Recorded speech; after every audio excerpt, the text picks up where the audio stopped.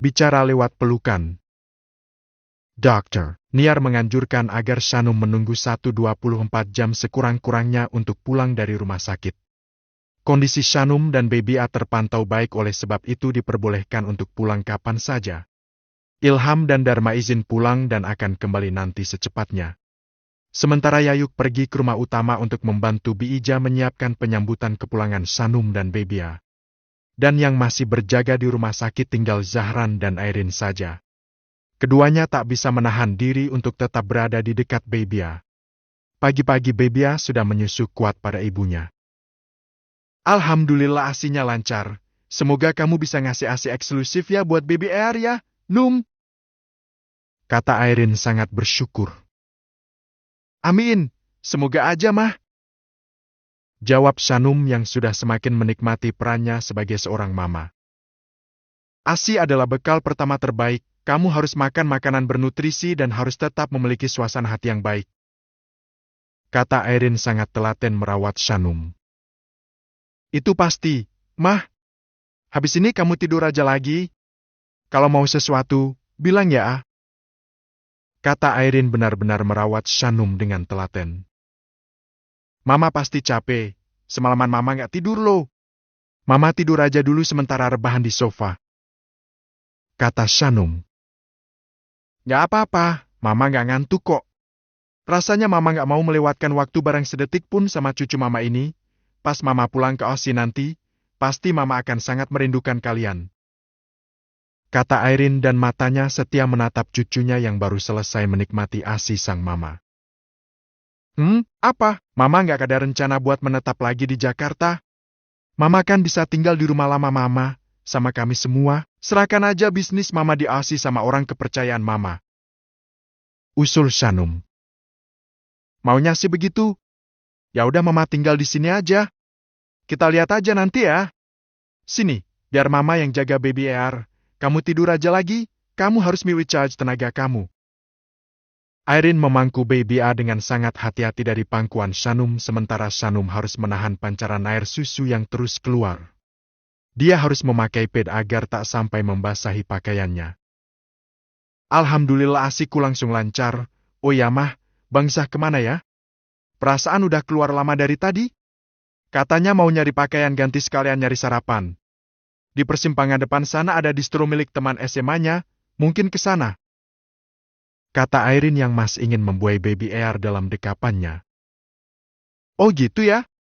Terus Mama udah sarapan belum? Nanti aja, gantian sama Zah. Mama jangan lupa makan loh, Mama juga nggak tidur semalaman. Nggak apa-apa, Num. Kamu istirahat ya, nggak usah mencemaskan Mama. Shanum sangat terharu dengan limpahan kasih sayang dari Airin yang tak main-main untuk dirinya. Dan entah kenapa, Shanum memang banyak ngantuk. Setelah membersihkan diri, sarapan dan menyusui Baby Air, tiba-tiba dia kembali merasa ngantuk sampai terlelap kembali. Seketete, pintu terbuka dan Zahran datang dengan 2 buah paper bag dan 2 box makanan. Zahran mendapati istrinya yang tertidur lelap kembali dan putra kecilnya yang masih ada di dalam buayan sang mama. Estiti, tidur lagi ya, nak. Setelah semakin nyenyak, Airin menidurkan Baby A di tempat tidurnya. Aku beli baju ganti buat Mama. Kata Zahran lalu menyodorkan salah satu paper bag pada Airin. Oh ya? Kebetulan Mama juga udah nggak nyaman pengen ganti pakaian. Airin sangat senang dengan perhatian Zahran. Mama duluan, habis itu sarapan. Kata Zahran lagi lalu meletakkan tas box sarapan di meja. Airin senang sekali dengan perhatian Zahran walau Zahran menyerahkannya dengan sikap yang dingin dan acuh tak acuh. Terima kasih banyak ya, Zah. Mama juga perlu istirahat, pasti lelah setelah semalaman berjaga. Sambung Zahran. Iya, Zah. Makasih banyak ya. Airin pergi ke kamar mandi untuk membersihkan diri dan berganti pakaian. Airin merasa sangat diperhatikan. Walau Zahran tak berkata-kata manis, tapi bentuk perhatiannya pagi ini membuat Airin sangat tersanjung. Zahran memeriksa Shanum apakah posisi tidurnya nyaman atau tidak. Setelah merapikan selimut istrinya yang tertidur lelap, Zahran tak bisa berhenti berterima kasih pada sang terkasih. Belum habis rasa takjubku buat perjuangan kamu semalam, sayang. I love you. Zahran mengecup keningnya berulang kali. Dan setelah dari Sanum, Zahran lanjut mendekat pada baby Ear yang juga terlihat damai di dunia barunya. Zahran sangat bangga. Zahran sangat ingin memangkunya, tapi dia belum berani 100% karena belum terbiasa. Pagi-pagi sekali Neres sudah sampai di kawasan. Sejenak dia berhenti di depan sebuah masjid besar yang terletak di dekat pasar yang sudah ramai sejak pagi. Anjay, masih jauh ternyata. Gumamnya saat melihat sisa jarak tempuh menuju tempat yang ditujunya. Dari titiknya sekarang masih sekitar 20 km lagi. Kriing, Melisa menelpon. Pasti Melisa sedang menantikan kedatangan Neres. Neres mengangkat panggilan dari Melisa itu. Halo, Rush? Udah nyampe mana? Nyasar nggak? Tanya Melisa terdengar cemas. Ini lagi di depan Masjid Agung di dekat pasar. Apa ya ini namanya? Oh, Ciparai. Iya, baru nyampe pasar Ciparai. Gila, ternyata masih jauh. Dapat ide dari mana sih kamu minggat ke tempat sejauh ini, Mel? Jawab Neres lalu agak mengerutu. Hei, aku ikut Bibi yang kerja di rumahku. Tapi ini adalah healing terbaik yang aku rasakan, Rush. Di sini damai banget tau nggak? Kamu juga bakalan suka, pasti. Ya udah, ini udah mau jalan lagi. Mau pesan sesuatu nggak? Mumpung belum jalan nih. Gak usah. Kamu buruan kesini aja. Bimarni udah nyiapin sarapan buat kamu. Ya udah. Hati-hati ya. Oke. Neres menyimpan lagi handphonenya lalu kembali memakai helmnya. Dia bersiap untuk melanjutkan sisa perjalanan. Neres penasaran dan ingin tahu setenang apa suasana yang Melisa rasakan saat ini. Setelah berganti pakaian, ibu dan anak itu makan bersama di sofa tunggu yang ada di salah satu sudut ruang. Jarang-jarang sekali momen seperti ini terjadi. Setelah kompak berjaga, keduanya kini kompak sarapan untuk mengisi tenaga. Kamu udah jadi orang tua, Zah. Mama hampir-hampir nggak percaya. Kamu sudah banyak berubah tanpa pengawasan Mama. Zahran ingat lagi betapa getirnya perjuangan Sanum saat melahirkan baby Air semalam. Zahran pun membayangkan bahwa itu pula yang terjadi pada Airin saat melahirkan dirinya. Maafin aku, Mah. Ucap Zahran tiba-tiba setelah ia selesai makan. Maaf untuk apa, Zah? Maaf karena selama ini aku selalu bersikap buruk pada Mama. Maaf karena selama ini aku juga selalu menganggap Mama sebagai Mama yang buruk dan egois. Ungkap Zahran lalu menunduk. Zahran tak berani menatap wajah Airin. Padahal, perkataan Zahran barusan telah menimbulkan linangan air mata haru di wajah Airin. Airin tersentuh dengan permintaan maaf Zahran walaupun tak dilakukan dengan sebuah sujud penyesalan dan sebagainya. Sebaris kata maaf dari anaknya sudah lebih dari cukup bagi Airin. Selama ini aku pikir Mama dan Papa nggak sayang dan nggak peduli pada masa depanku. Sekarang aku tahu, kalau kasih sayang itu bukan sekedar yang terucap saja. Menjadi egois adalah salah satu pilihan berat buat kalian tanpa ada maksud untuk menyakiti aku sebagai anak. Aku tahu itu. Tahu-tahu Airin sudah menitikan air mata saat Zahran merangkai kata-katanya. Kata-kata yang relate dengan apa yang sudah terjadi pada mereka sejauh ini.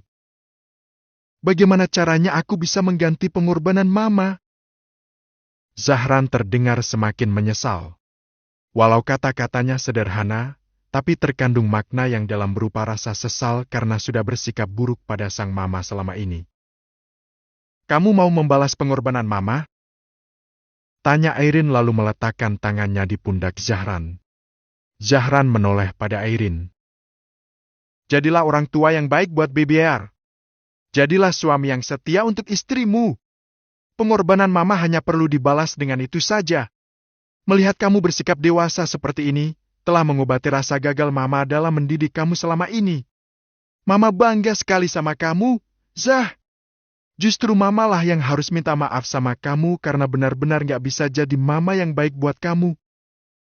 Di akhir kalimat Airin menangis dan menyandarkan kepalanya di pundak sang putra. Pagi ini keduanya seolah sedang saling mengungkapkan rasa penyesalan mereka setelah berkubang dalam rasa gagal dalam keluarga mereka. Entah masih bisa atau enggak, Mama mau memperbaiki semuanya. Lirih Airin dengan suara yang berat.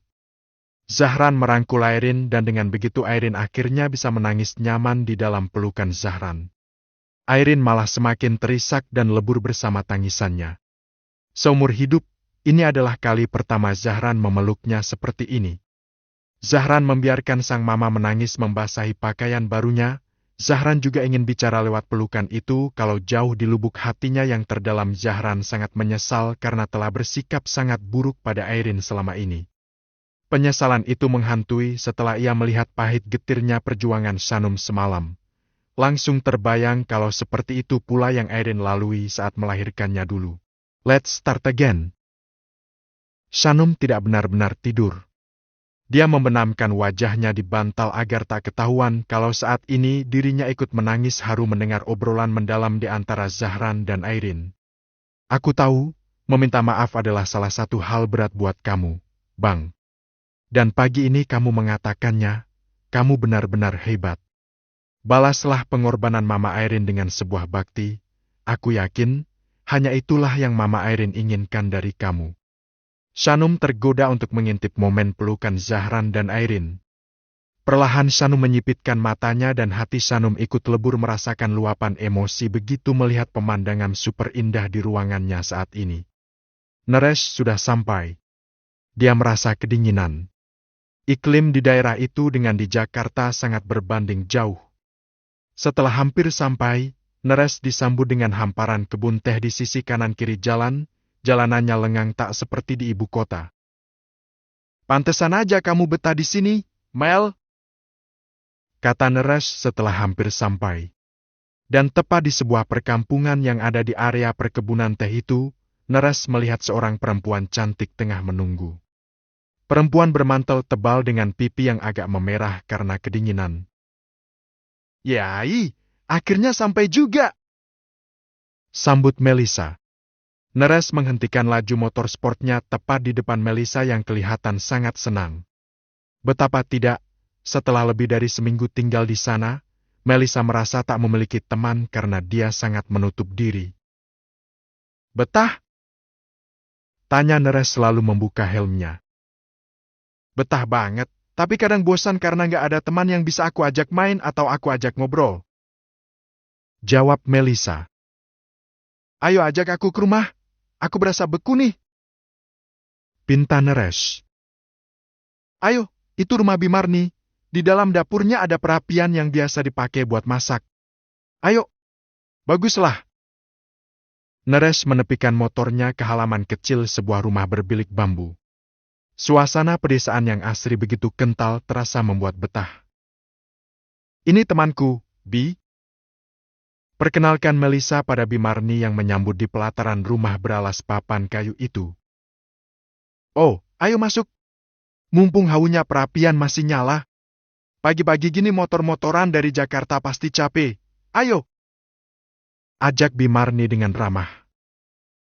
Iya, Bi. Buka sepatunya. Gak boleh pakai sepatu ke dalam, kata Melissa. Naresh pun membuka sepatunya dan meninggalkannya di depan rumah. Naresh masuk ke dalam dan sangat asing dengan tempatnya. Naresh hampir-hampir tak percaya Melissa betah tinggal di rumah super sederhana yang bahkan tak lebih luas dari dapur di rumahnya. Tapi kenyamanan itu memang tak diukur dari sebuah kemewahan, tidak sama sekali. Langsung makan aja ya. Bibi udah bikin sayur kacang merah, mumpung masih panas. Langsung makan ya, Rush. Kacangnya aku sendiri yang memanen dari kebun di belakang rumah lo. Paksa Melissa yang membantu Bimarni menyiapkan tikar di dapur itu. Naresh nomor komen. Terlebih dia takjub dengan sikap Melissa yang sedikit lebih berubah. Dia begitu akrab dan humble dengan artnya itu seolah Melissa adalah anaknya Bimarni. Kamu manis banget, Mel. Saat kamu meninggalkan keangkuhan kamu kamu jadi lebih mirip dengan adikmu. Semoga saja, masalah yang menimpa kamu ini bisa mendewasakan kamu. Harap Naresh. Tapi tetap saja, tiba-tiba bayangan Shanum melekat di mata Naresh pada diri Melissa. Tapi Melissa memang sudah cukup banyak berubah. Melissa terasa lebih rendah hati dari sebelum-sebelumnya. Ini, hati-hati lo. Irene menyerahkan baby Air pada Ilham yang ingin menggendongnya. Pastikan kalau dia nyaman, begini sudah benar, kan? Kata Ilham sangat hati-hati dan hatinya berdebar saat baby Air sudah ada di dalam buayannya. Ya, begitu, Esti, kamu lagi sama Opa Ilham, sayang. Irene berusaha membuat baby Air dalam posisi nyaman. Shanum malah senyum-senyum melihat kesibukan Irene dan Ilham yang begitu antusias menimang baby Air. Mereka sweet banget, kata Shanum pada Zahran yang juga diam-diam melihat momen itu. Asal kamu tahu aja, itu adalah momen yang sangat-sangat langka, kata Zahran lalu mengalihkan perhatiannya pada Shanum.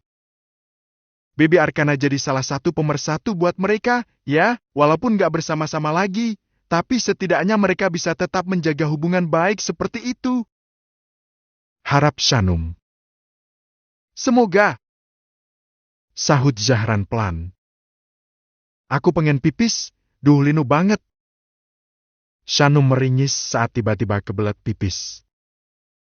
Kamu kan pakai diaper, pipis di situ aja. Kata Zahran. Gak enak tahu.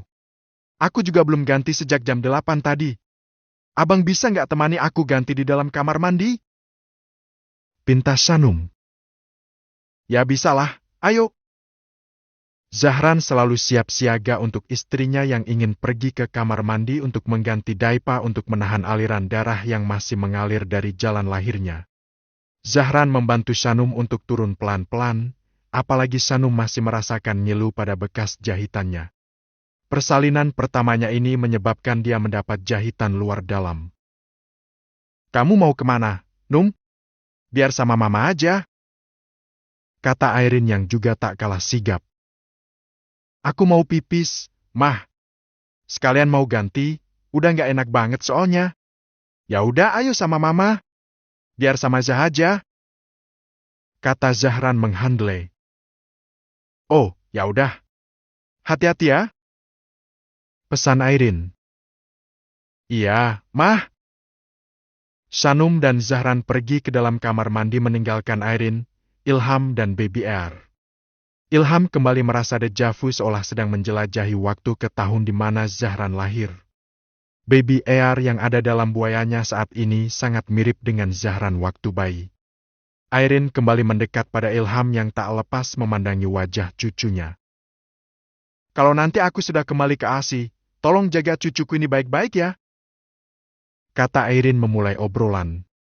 Ilham melirik ke arah Irene dan menatapnya sampai membuat Irene risih dan salah tingkah. Kenapa? Kok malah natap kayak gitu? Tanya Irene. Udah kangen sama pacar berondongmu itu? Tanya Ilham dengan sinis. Bukan urusanmu. Kalaupun kamu mau memulai lagi rumah tangga yang baru, carilah lelaki baik yang sudah matang. Jangan cuma mementingkan nafsu. Pakai juga logika kamu. Nasihati Ilham sok bijak padahal dalam hati dia merasakan cemburu. Lelaki baik yang sudah matang? Misalnya, apa kamu punya kenalan duda rekomendasi buatku? Coba kenalkan aku padanya. Kata Irene memancing. Ilham malah merasa semakin sebal. Dia kesal karena Irene tak peka, duda yang baik dan matang itu tentu saja adalah Ilham sendiri. Dengar ini, Mas, aku sudah tak ada hubungan apa-apa lagi dengan Andre. Tegas Irene kekik. Baguslah. Gumam Ilham tiba-tiba merasa lega. Saat ini aku gak mau fokus pada yang lainnya, aku cuma mau fokus pada baby R. Gak ada ruang lagi untuk siapapun kecuali untuk anak mantu dan cucuku. Kata Irene lalu menatap baby Air yang masih ada di dalam buayan Ilham. Aku juga. Sahut Ilham. Rupanya tujuan kita sama sekarang. Kata Airin lalu melirik lagi pada Ilham. Ilham juga melirik pada Airin pada saat yang sama sehingga mata mereka bertemu saat ini. Ya, tujuan kita sama. Kenapa kita nggak memulai lagi awal yang baru? Ilham mengambil kesempatan untuk menembak Airin lagi. Pipi Airin memerah dan hatinya seakan meledak dengan pertanyaan Ilham barusan. Hah? Maksudnya? Mari kita rujuk. Bahagia itu, kita sendiri yang memulainya. Mari kita rujuk. Airin freeze. Matanya masih menatap Ilham tanpa berkedip, kondisi jantung kurang aman karena frekuensi degupnya sedikit tak terkendali. Diam-diam, di dalam kamar mandi, Sanum menguping di saat pembicaraan Ilham dan Airin menjurus serius. Sanum merasakan euforia yang luar biasa sehingga dia harus menutup mulutnya agar tak sampai bersorak. Sementara Zahran, walau samar, tapi dia juga mendengar saat suara sang papa mengajukan ajakan rujuk pada sang mama. Zahran nyaris tak percaya mendengar itu. Ayo, jawab ya ke satu du, mah. Gumam Sanum jadi gemas sendiri karena Airin belum juga menjawab. Zahran malah menyalakan air keran sehingga Sanum jadi tak bisa mendengar apa-apa. Iya abang, kok kerannya malah dinyalain? Kan jadi nggak kedengeran. Mama sama papa bicara apa di dalam ruang sana? Protes Sanum kesal. Kamu kepo? Bukannya tadi kebelet pipis? Ayo sini, abang bantu. Kata Zahran sok cuek. Tapi kan belum tahu jawaban Mama Airin. Apa abang nggak mengharapkan mereka rujuk? Kalau mereka rujukan, keluarga kita jadi semakin lengkap dan gak akan ada yang tercerai-berai lagi. Kata Sanum. Mana mungkin Zahran tak mengharapkan rujuk di antara kedua orang tuanya.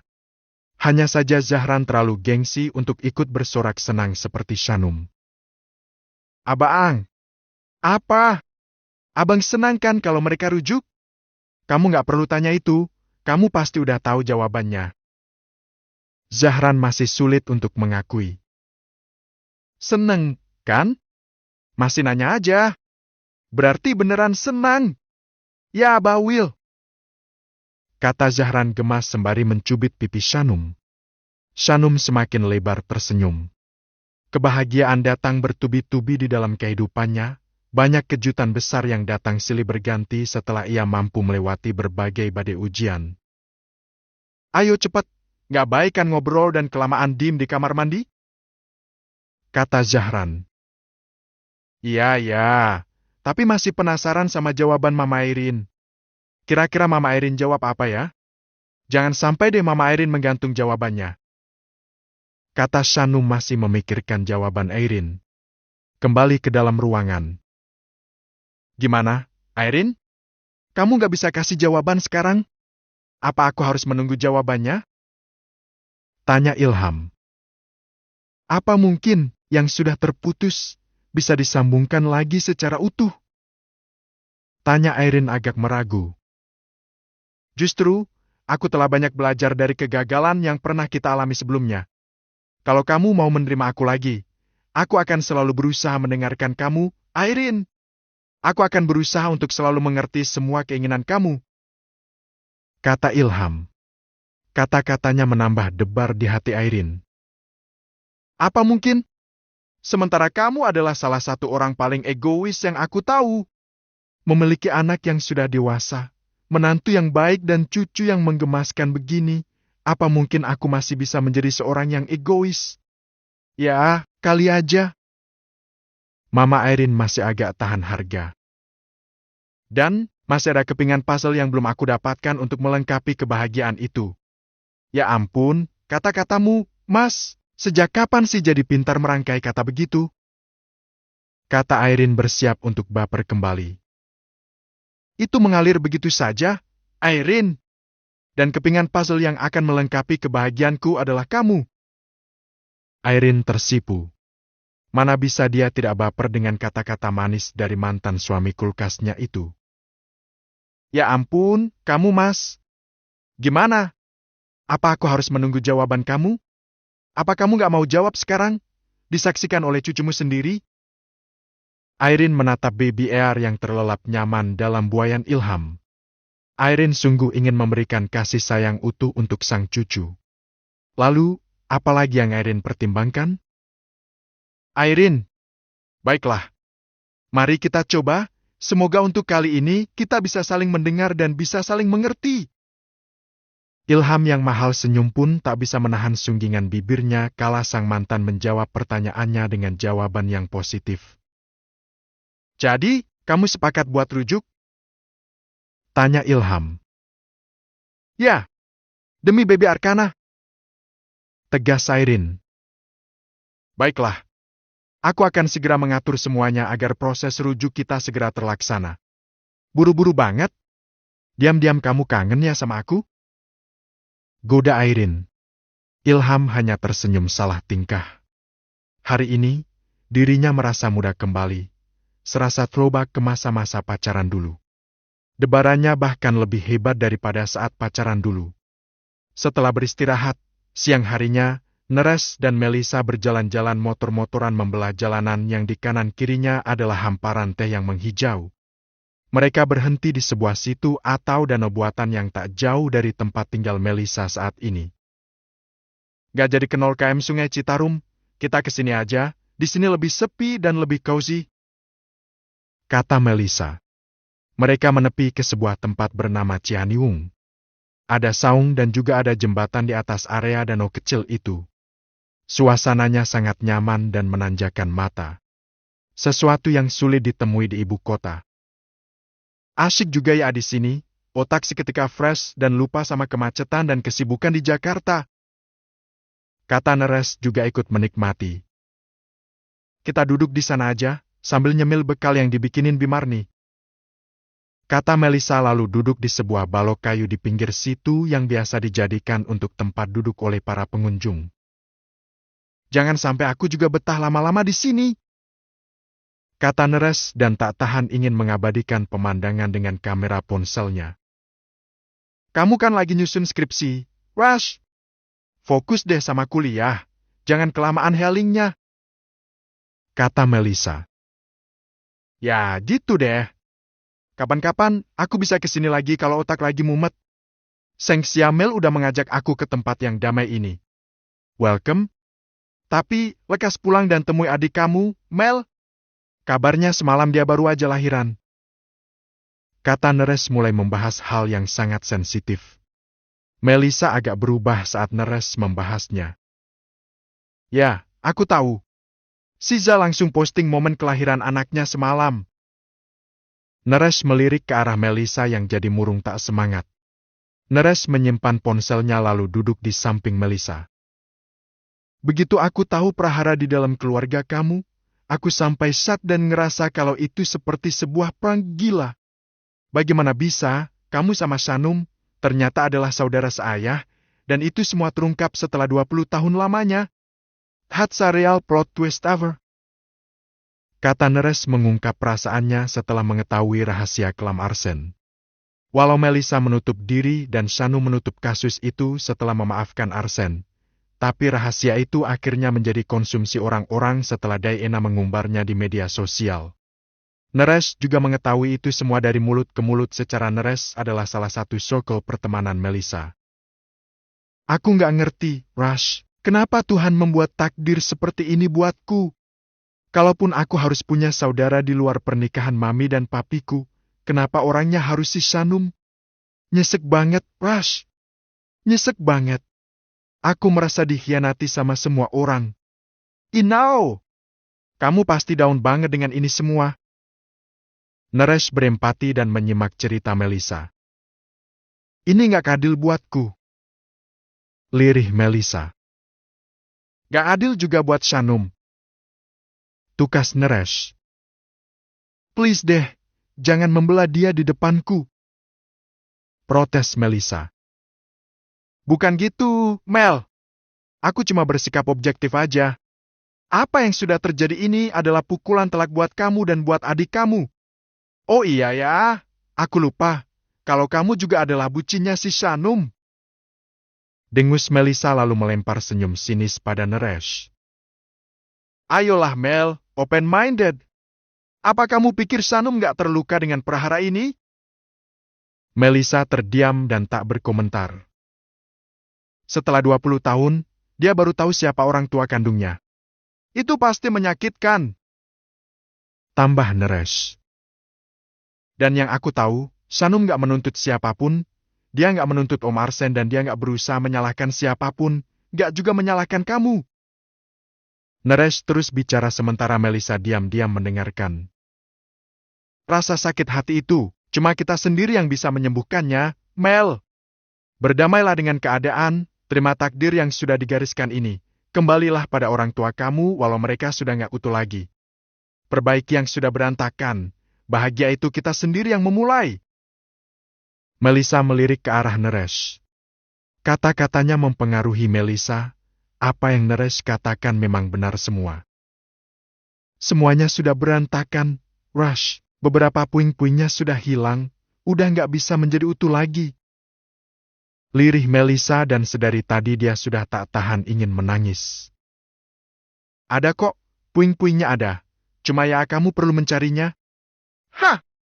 Kok kamu jadi bijak begini sih, Rush? Jadi aneh tau nggak? Tapi kata-kataku bener kan? Ya, cukup relate sih.